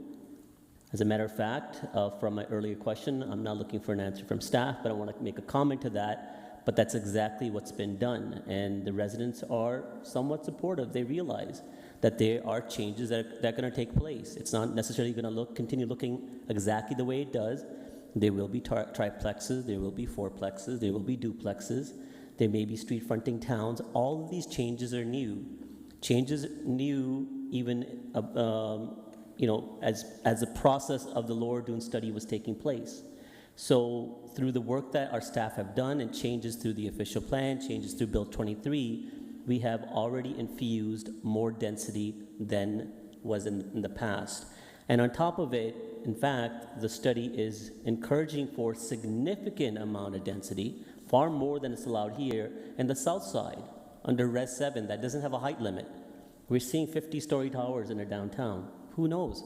There may be a 50-story tower there. That could accommodate a lot of residents, a lot of students, exactly in an area where it would be most conducive. I think with this motion, we're balancing it. We're balancing the needs of that community. We're balancing the needs of the growth of the college. We're balancing the needs of growth in general and more housing. And so I would be supportive of the amendment. Councillor Johnson? Yes, thank you, Mr. Mayor. And first of all, I want to thank the neighborhood. I know that they've worked really, really hard and very diligently on this for many, many years. And as well, I want to give kudos to Councillor Michaud, who ever since she's been elected, this has been an issue that she knew would be coming to council at some point, and she's worked very diligently with the neighborhood to balance, as Councillor Singh has so eloquently pointed out, the density that will be coming there, but also respecting the character of this neighborhood. And as the delegates had said last week, they're not opposed to adding density here, that they know that that is going to happen. They just want to look at it done in a careful and thoughtful way. And I too will be supporting the amendment tonight. You know, I vote for more density every week around this table. I'm supportive of what we're doing in this community to address the housing crisis. But we need to look at individual situations, take that under consideration, and make the decisions that make the most sense for particular areas. Thank you. Any other comments? If not, I'll just make my own. I too will be supporting the amendment that's before us, and I want to thank, as I did last week, Councillor Michaud for her work and leadership on this file, together with her staff, and obviously a very passionate neighborhood and community. I think, as has been noted, these issues, always are unique. These issues require a sense of balance.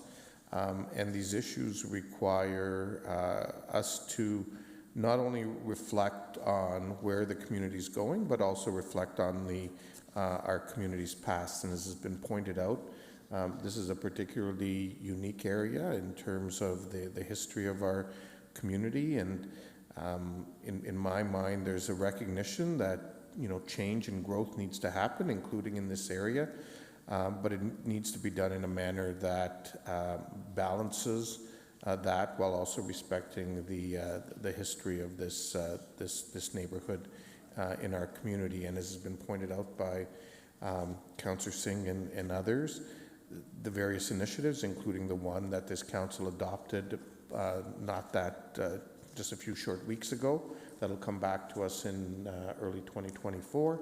That will allow up to 4 units per property, has demonstrated our commitment and the neighborhood's commitment towards increased density and continuing to partner and work collaboratively with the college and its ambitions going forward. And so I do hope that yes, there's a risk there. There are always risks in life, and I guess in some cases, and in this particular one, it's one that I'm prepared to take for the greater value, and I would hope that any in the community would give serious consideration to Council's reflections on this issue. So with that, sorry, Councillor Michaud. You've asked a recorded vote? Okay. A recorded vote on the amendment has been requested.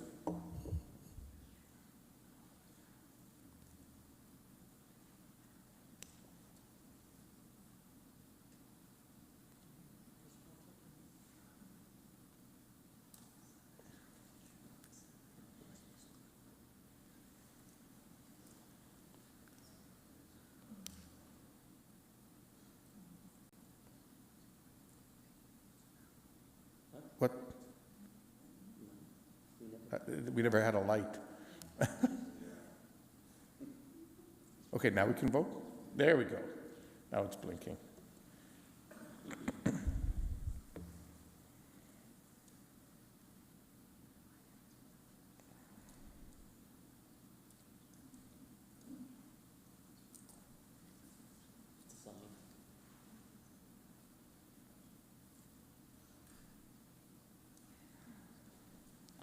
Okay, so the motion carries, and now I'll now I'll take a motion for the motion as amended. Sorry, any looking for a recorded vote on that as well, or no?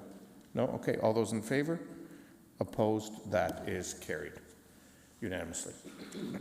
So, with that, we will now move on to the next item, and that's 7.2.K for 17 King Street West. And actually, I'll just note that staff are requesting further deferral on this issue to December 11th, but Mr. Stevenson's here to answer any questions. Oh, sorry.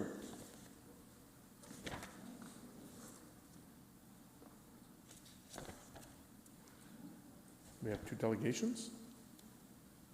Right, yeah, sorry. That's what I thought. Okay. No, I haven't taken, I guess I should formally take a motion to further defer it, but are there any questions first of Mr. Stevenson? There being none, does somebody, Councillor Singh, do you want to move further deferral? Moved by Councillor Singh, second by Councillor Schneider. All those in favor? Opposed? That's carried. We'll now move on to item 7.2.F, Citywide Lodging House Review, and we do have two delegations here for this item, Phil Marfisi and Lynn Intini.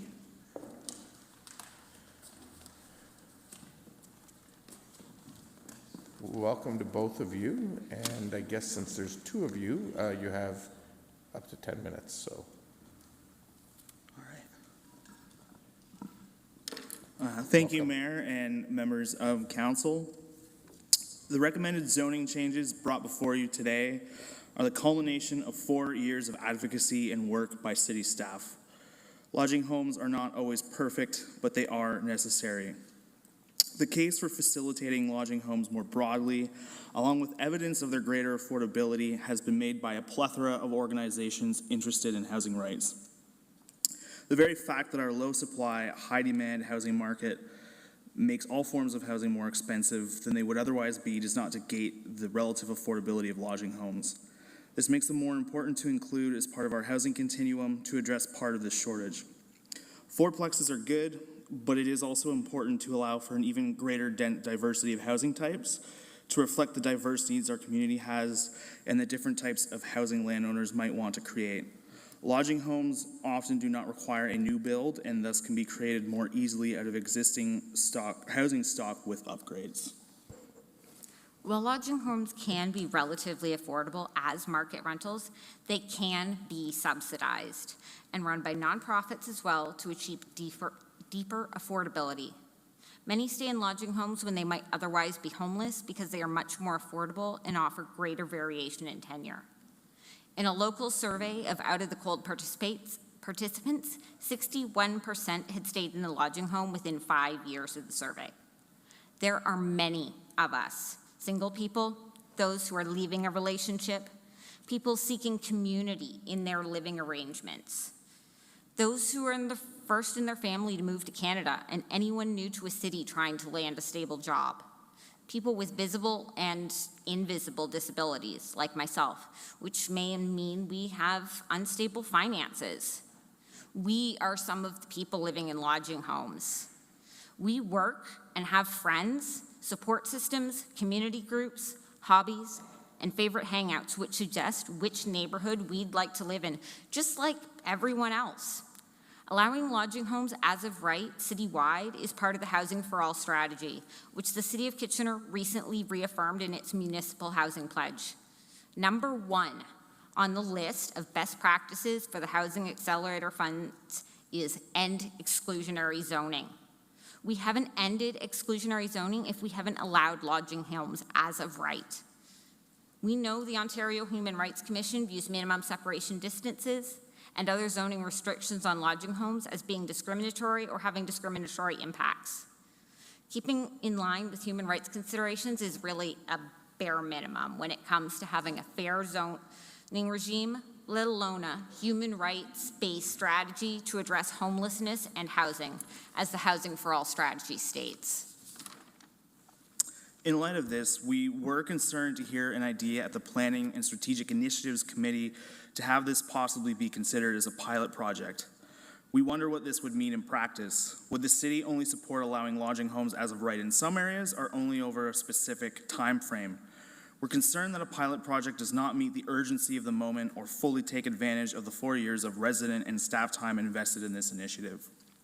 Regardless, we worry that the immediate importance of allowing much-needed housing stock on the grounds of affordability and human rights would not be fully captured if this route was chosen. We have the opportunity today to build on recent progress and take a significant step towards the City of Kitchener's goal of realizing housing as a human right. Thank you for your time. Thanks very much, Phil and Lynn, for coming in. Are there any questions of the delegations? There aren't any. Thank you to both of you for sharing your thoughts with us. We'll take questions of staff now.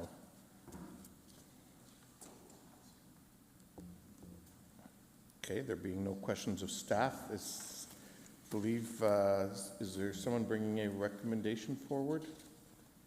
Councillor Singh, you're going to go ahead, Councillor Singh. Yeah, as it's arising from the Planning and Strategic Initiatives Committee, it's moved by myself and seconded by Councillor Davey. Okay. Okay, and I believe Councillor Deneau. Okay, is there not there's a deferral coming, I thought. Who's moving that? Councillor Davey, go ahead. Yes, first off, I guess question of staff. When is the expected bylaw work to be completed on this? Go ahead, Ms. Bustamante. So through the mayor, we expect that to come forward towards the end of Q1 of 2024. So that's approximately March 2024. Okay, so without an explicit date, I guess looking at the clerk, that would be, it's acceptable, I presume, to just defer this to the timing of that. Oh, perfect, we have that there, perfect. Okay, yes, I will move that, and I'll have a brief comment as well, Mr. Mayor, when appropriate. Okay, can I have a seconder for the deferral? Councillor Michaud, thank you. Go ahead, Councillor Davey. Yeah, just very briefly, it's become quite apparent that we do actually have limited ability to act in this space, and I understand that all municipalities, frankly, in Ontario will be going in this direction. So I would just like to be clear that it is my intention, for those that appeared in favor of it, that I absolutely will be supporting this eventually, but I do think it's important to make sure that we have all the options before us. It wouldn't be happening ahead of time in any event.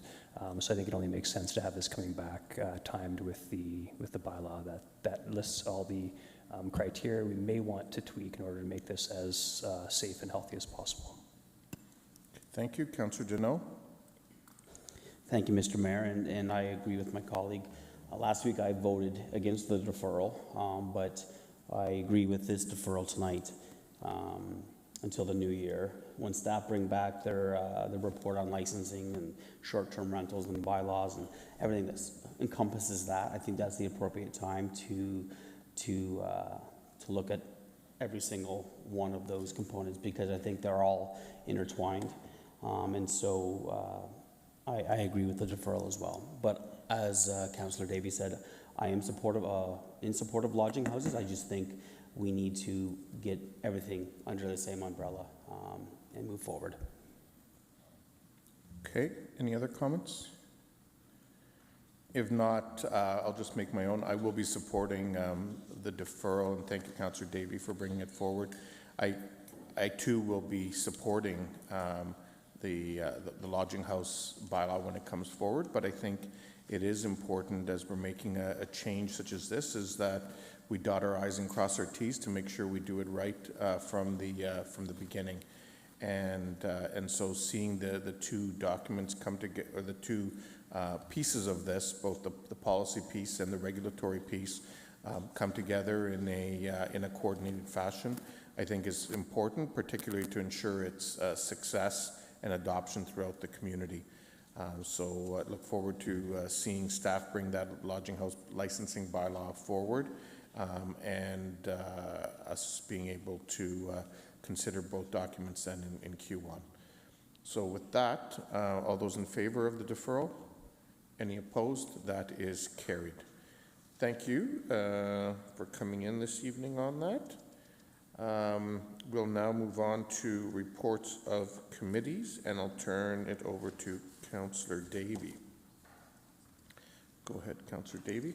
Thank you. It's been moved by myself and seconded by Councillor Ioannidis that the 6 items coming from Finance and Corporate Services Committee be adopted. The notable ones are support for the Waterloo Regional Economic Development Corporation, as well as the sponsorship strategy. And on that latter one, Mr. Mayor, I do have an amendment I would like to add that the clerks might be able to bring up on the screen. Okay. Go ahead.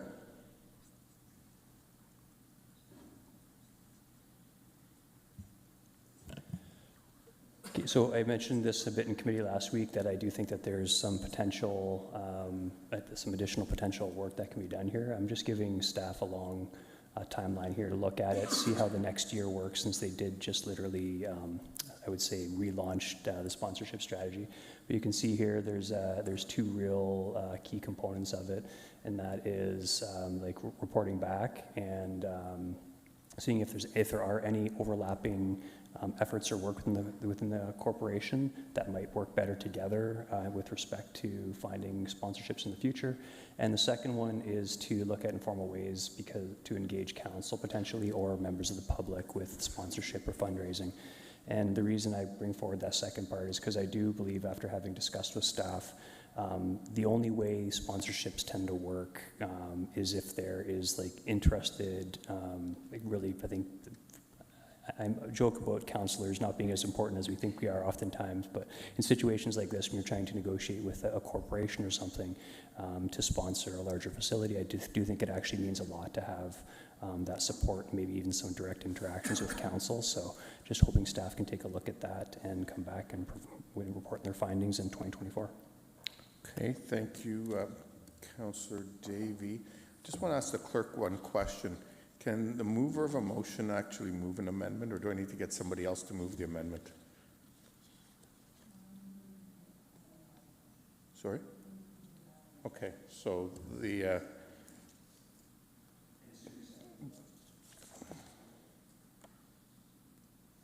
even though it's a report coming out of recommendation coming out of committee, not trying to be difficult, I just want to make sure I follow the rules properly.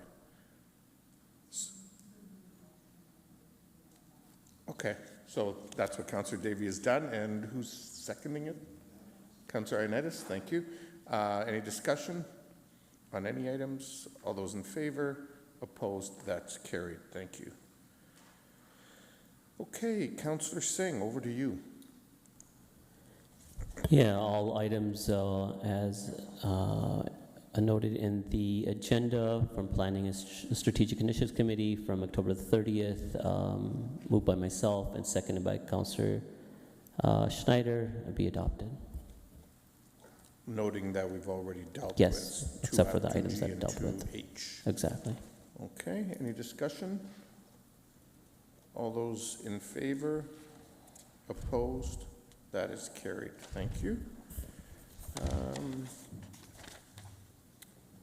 Any unfinished business?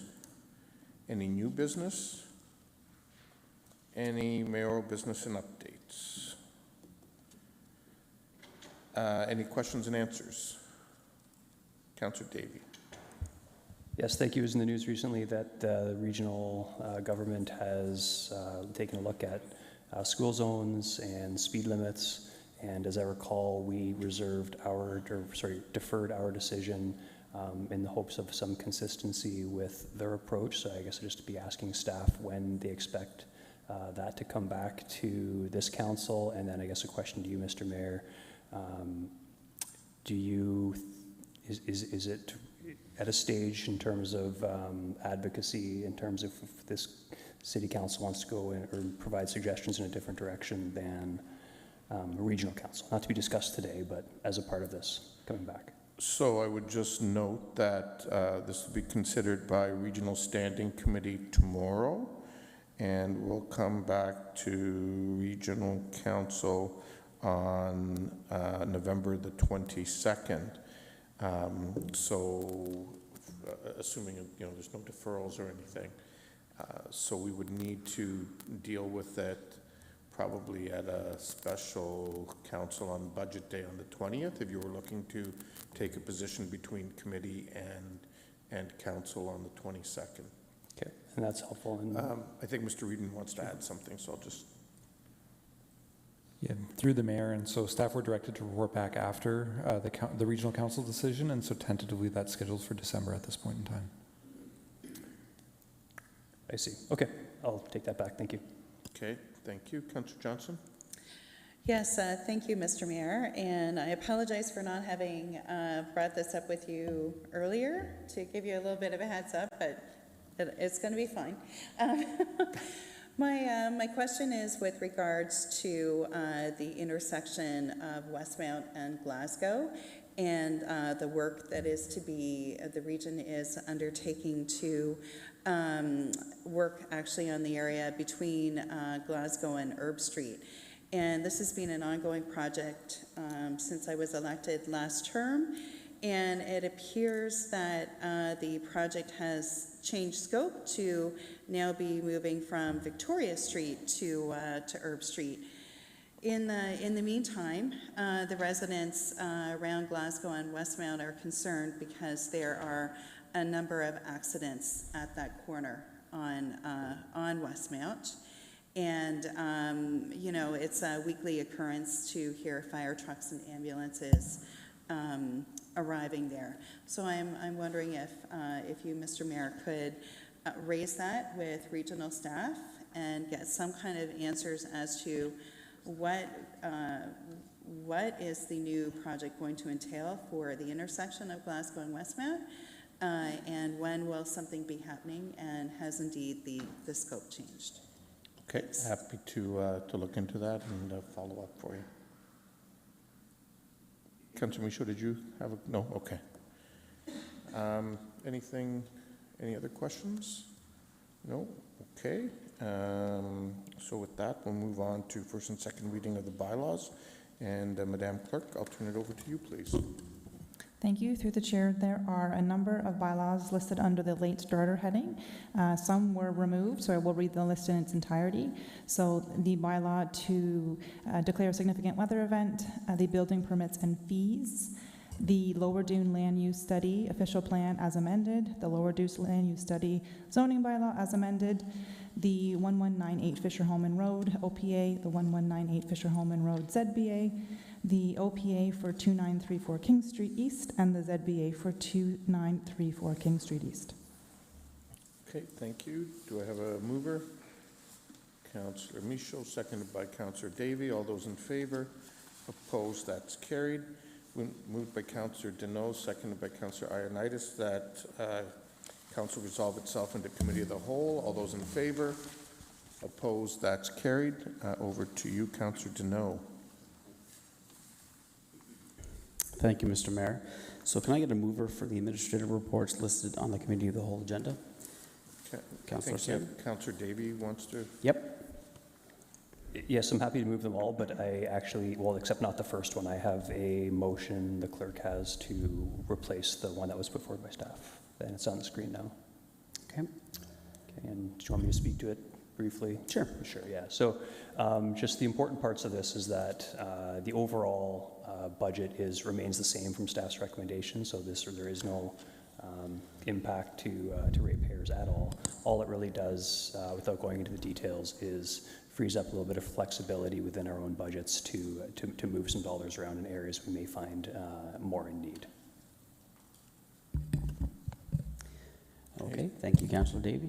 Councillor Singh? Yeah, I think it's important for us to indicate for what it is. The areas of need is our ability to do our job, you know, in our best effort. To not only improve ourselves through education, not only to have the necessary tools to be able to be responsive and on top of, you know, the matters that we deal with as a business of the city, but also the meat and potatoes of getting back to people, engaging with them, figuring out what the problems of particular neighborhoods may be, what ideas are originating from, you know, community leaders, and that takes time, that takes some aspect of cost because you got to reach out. I'm a little bit disappointed that we couldn't find additional monies to supplement that. I think we have to provide some additional tools to members of council to be able to be more proactive, to engage in our respective communities better than what we are able to do right now. I'm supportive of what Councillor Davey is trying to do. It's better than what the report was initially outlining, but it's, again, it doesn't infuse additional resources to the Office of Mayor and Council. And if you look at reflectively, during my time at council, we've actually reduced. We've never really, fundamentally increased these amounts from what we're looking at right now.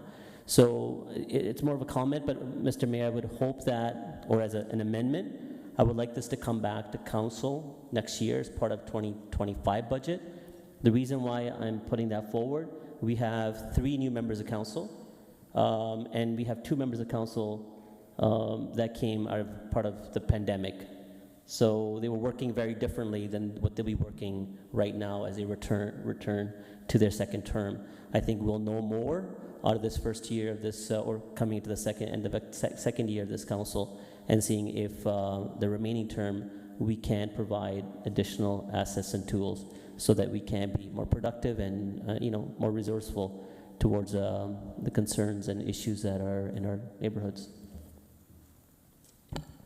Thank you, Councillor Singh. And Mr. Mayor, comment? Thank you, Mr. Chair. And wasn't going to comment on this, but I just will briefly, because in fairness, the report that staff have brought back is exactly within the context of the direction that this council gave last year, which was to bring back a report looking at the reallocation, but within the existing budget framework. So if council wanted something different, that was the time to have identified that. That's not the direction that council gave.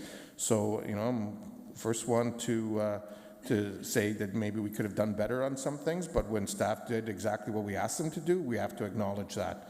I have no issues with the request for it to have it come back. But I will note that this is, for the first time, creating a budget for community engagement and meetings, and we'll see how that evolves, and based on that can make a further evaluation at that time. Thank you, Mr. Mayor. So I guess I'll move. Can I get a mover for 12.1.A? Councillor Johnson. Pardon me? I'm sorry? Yeah.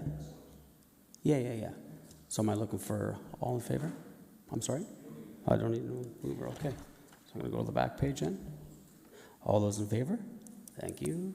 That is carried. I'll move the balance of the report. I'm sorry? I'll move the balance of the report. Okay. All in favor? Carried.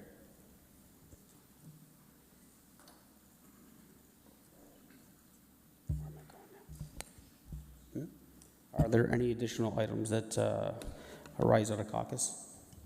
Through the chair, there is one motion arising from caucus earlier this evening. It's on the screen. Okay, thank you. Is there a mover for that? Councillor Davey, all those in favor? Oh.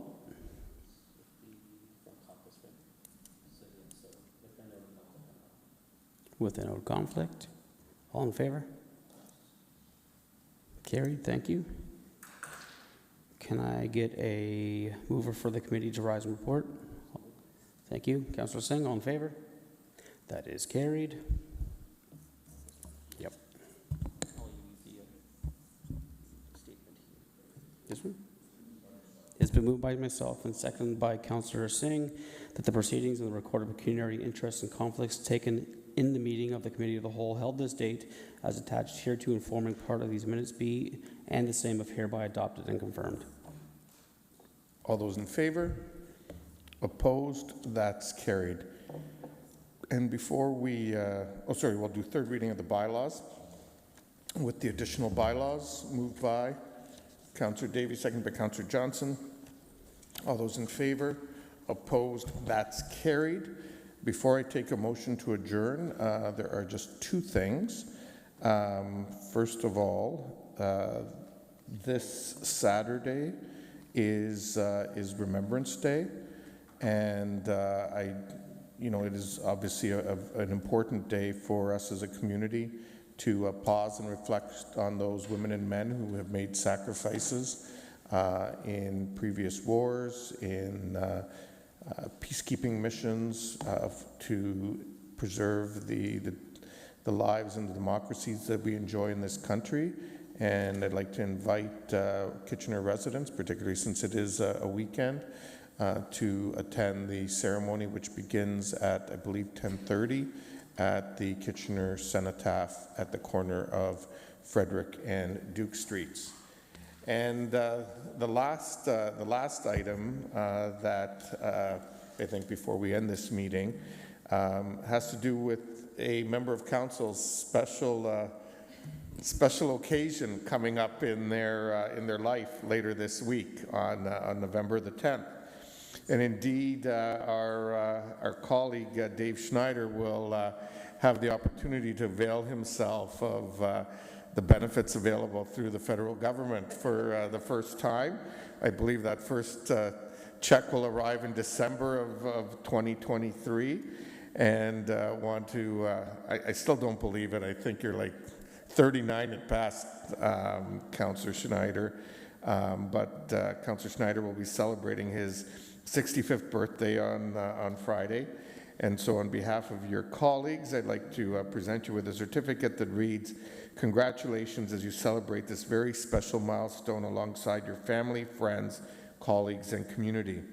We're so fortunate to get to celebrate with you today and share our appreciation of the amazing person that you are.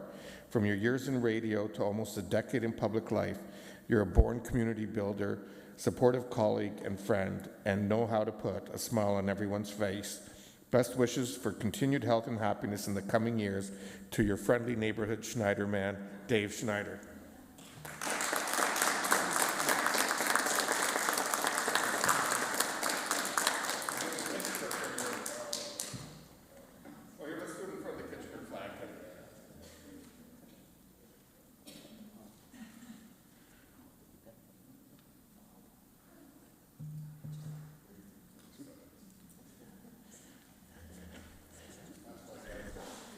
Any sage words of advice for us or anything, Councillor Schneider?